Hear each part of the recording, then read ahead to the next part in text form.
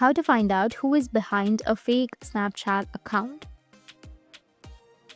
So if you want to find out who is behind a fake Snapchat account, then what you need to do is, first of all, launch your Snapchat application.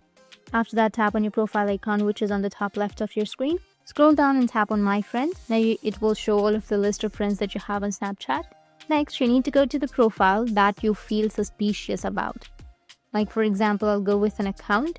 You have to check the profile to see if it looks fake or not. So tap on the profile, which will be on the top. You can check the Snap score, because a lot of times the Snap score also indicates if the user is fake or not. After that, you can tap on the three dotted lines, which will be on the top right. Then tap on Manage Friendship. After that, tap on Reports, and then you will have two options.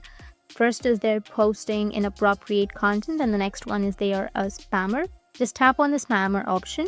You can choose any option, such as they send me spammy or suspicious snaps, they send me spammy friend requests, or they're creepy or annoying.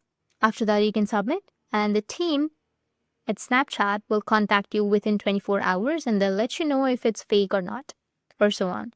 That's it, and if you have any questions, feel free to comment below. Thanks for watching.